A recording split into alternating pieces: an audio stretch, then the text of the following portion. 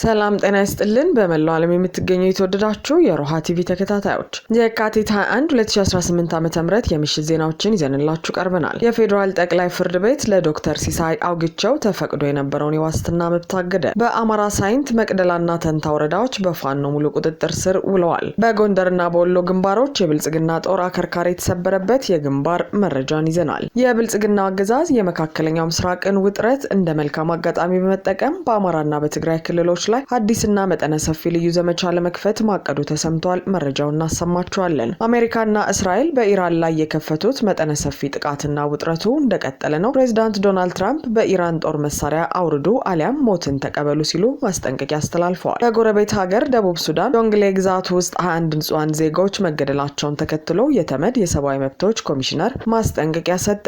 ውድ አድማጭ ተመልካቾቻችን አብራችሁ ልትቆዩ ከፈቀዳችሁ እነዚህ መረጃዎች በዝርዝር የምናሰማችሁ ይሆናል። የሮሃ ቲቪ ወቅታዊና ሀቀኛ መረጃዎች እንዲደርሷችሁ ቻናሉን ሰብስክራይብ፣ ላይክ እና ሼር በማድረግ አሁኑኑ ቤተሰብ ይሁኑ።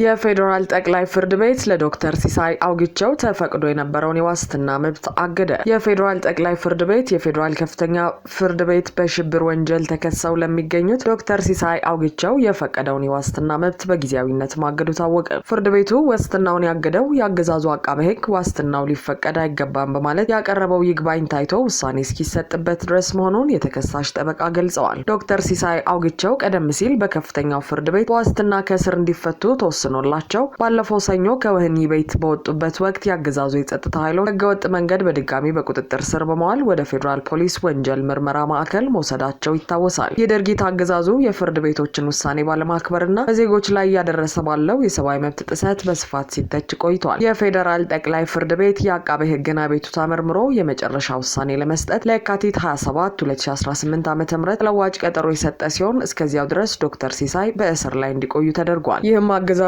የፍትህ ተቋማትን እንደ ፖለቲካ መሳሪያ በመጠቀም በንጹሃን ላይ የሚያደርሰውን እንግልትና ጫና የሚያሳይ መሆኑን የህግ ባለሙያዎቹ እየገለጹ ይገኛሉ።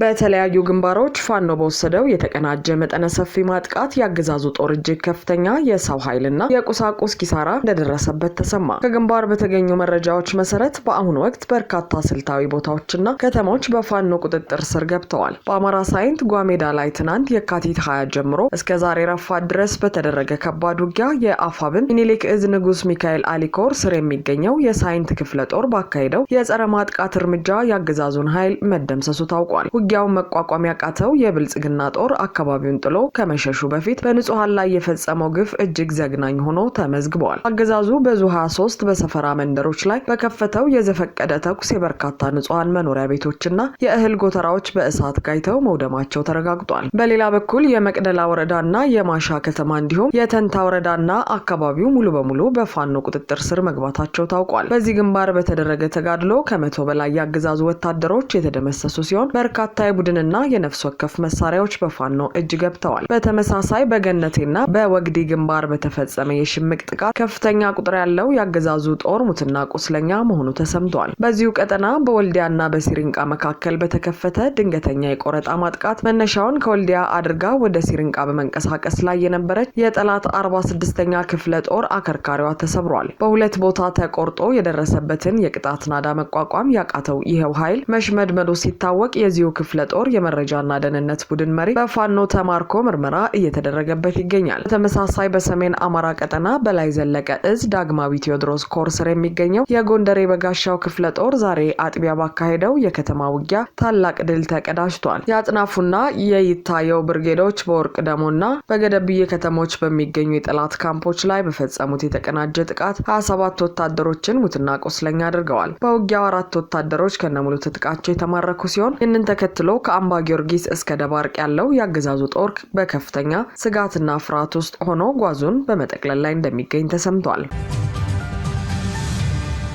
የብልጽግናው አገዛዝ የመካከለኛው ምስራቅን ውጥረት ተገን በማድረግ በአማራና በትግራይ ክልሎች መጠነ ሰፊ ጥቃት ለመሰንዘር መዘጋጀቱ ተሰማ። የብልጽግናው አገዛዝ በመካከለኛው ምስራቅ የተፈጠረውን ዓለም አቀፍ ውጥረትና ጦርነት እንደ መልካም አጋጣሚ በመጠቀም በአገር ውስጥ በአማራና በትግራይ ክልሎች ላይ አዲስና መጠነ ሰፊ ወታደራዊ ዘመቻ ለማድረግ ስምሪት እየተሰጠ መሆኑን ምንጮች አጋለጡ። ዓለም አቀፉ ማህበረሰብና ታላላቅ ሀገራት ትኩረታቸውን ሙሉ በሙሉ በአሜሪካ በእስራኤልና በኢራን መካከል በተከፈተው ጦርነት ላይ ባደረጉበት በዚህ ጥቃት አገዛዙ ይህንን የዲፕሎማሲ ክፍተት በመጠቀም ጥቃት ለመሰንዘር እየተንቀሳቀሰ ነው ተብሏል። ከአስተማማኝ ምንጮች የተገኘው መረጃ እንደሚያመለክተው አገዛዙ ለዚህ ወታደራዊ ዘመቻ እንዲረዳው በቅርቡ ከአዘርባጃን በርካታ ዘመናዊ የጦር መሳሪያዎችን ሲሸምት መቆየቱ ታውቋል። እነዚህ ከአዘርባጃን የተገዙ የጦር መሳሪያዎች በዋነኛነት ለዚሁ የታሰበው ልዩ ዘመቻ እንዲውሉና በአጭር ጊዜ ውስጥ በህዝብ ላይ ከፍተኛ ጉዳት ለማድረስ ታቅደው የቀረቡ መሆናቸው ተመልክቷል። የአገዛዙ ቁንጮች ዓለም አቀፉ ማህበረሰብ የኢትዮጵያን የሰብአዊ መብት ጥሰቶችና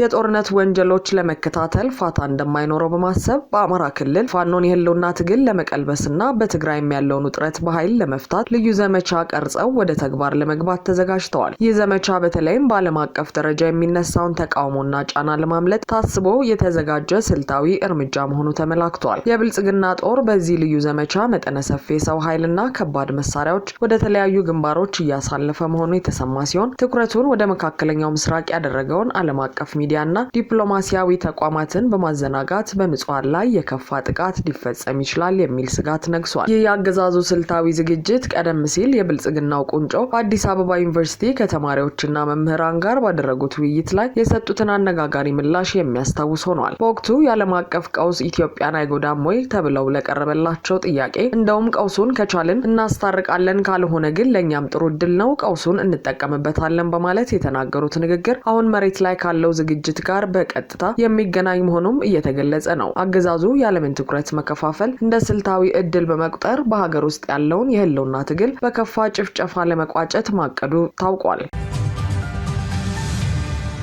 በመካከለኛው ምስራቅ ታሪክ ውስጥ እጅግ አስከፊና አደገኛ የሆነ የጦርነት ምዕራፍ የተስተናገደ ነው ተባለ። አሜሪካና እስራኤል በጋራ በመሆን በኢራን ላይ የሰነዘሩት መጠነ ሰፊ ጥቃት አሁን ላይ ወደ ሰፊ ቀጠናዊ ግጭት ተቀይሯል። በኢራን ዋና ከተማ ቴህራን የሚገኘው የከፍተኛው መሪ ቢሮና የፕሬዝዳንቱ ጽህፈት ቤት የጥቃቱ ኢላማ መደረጋቸው የተዘገበ ሲሆን እስራኤልም ጥቃቱ ያረፈው ከፍተኛ ፖለቲካና የደህንነት ባለስልጣናት በተሰበሰቡባቸው ስፍራዎች ላይ መሆኑን አረጋግጣለች። የአሜሪካው ፕሬዝዳንት ዶናልድ ትራምፕ በኢራን ላይ የተካሄደ ያለውን ወታደራዊ ጥቃት ተከትሎ ባስተላለፉት የቪዲዮ መልእክት የጥቃቱ ዋነኛ ግብ የኢራንን አገዛዝ መገርሰስ መሆኑን በግልጽ አመልክተዋል። ፕሬዝዳንቱ ለኢራን እስላማዊ አብዮታዊ ዘበኛ ጦር ለሰራዊቱና ለፖሊስ አባላት በሰጡት ጥብቅ ማስጠንቀቂያ ዛሬ ምሽት መሳሪያችሁን ማውረድ አለባችሁ፣ ይህንን ካደረጋችሁ ሙሉ ምህረት ይደረግላችኋል፣ ካልሆነ ግን እርግጠኛ የሆነ ሞት ይጠብቃችኋል ብለዋል። ትራምፕ አክለውም የኢራን ህዝብ የነጻነት ሰዓቱ መቃረቡን ገልጸው ወታደራዊ እርምጃው ሲጠናቀቅ ህዝቡ መንግስቱን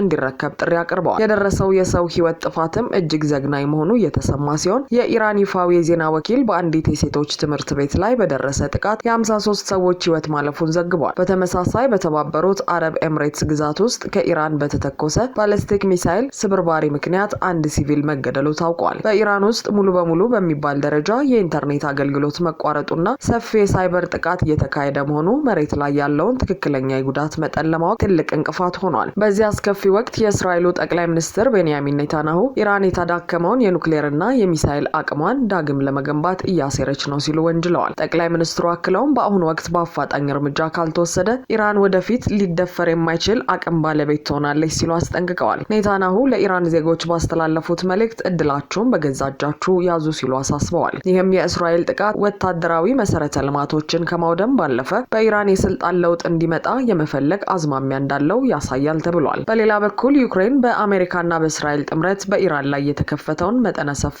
ወታደራዊ ዘመቻ እንደምትደግፍ ይፋ አድርጋለች። የዩክሬን የውጭ ጉዳይ ሚኒስትር ዛሬ ባወጣው መግለጫ የቴህራን መንግስት ይህ ጥቃት እንዳይመጣ መከላከል የሚያስችሉ አማራጮችን ሁሉ አሟጦ መጨረሱን አስረድተዋል። በተለይም ሩሲያ በዩክሬን ላይ ጦርነት ከጀመረችበት ጊዜ አንስቶ የኢራን ድሮኖች በከፍተኛ ሁኔታ ጥቅም ላይ መዋላቸውን ያስታወሰው መግለጫው ኢራንና ሩሲያ የፈጠሩት የጦርነት ጊዜ ጥምረት ዓለም አቀፍ ህጎችን የሚጥስ ነው ሲል እርምጃውን ደግፏል።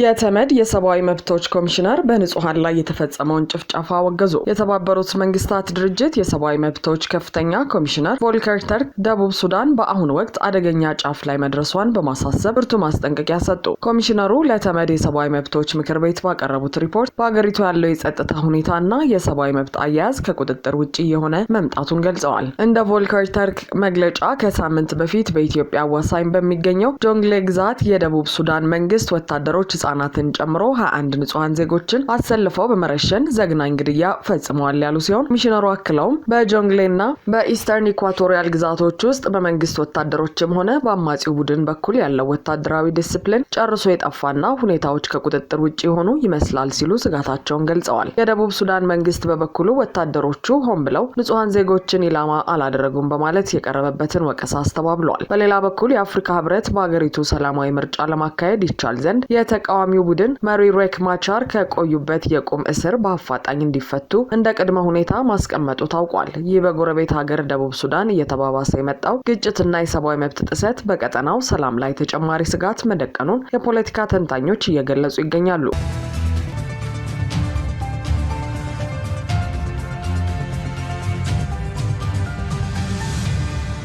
አድማጭ ተመልካቾቻችን የሰዓቱ የሮሃ ቲቪ ዜናዎች የተከታተላችኋቸውን ይመስሉ ነበር። አብራችሁን ስለነበራችሁ ከልብ እናመሰግናለን። ሰላም።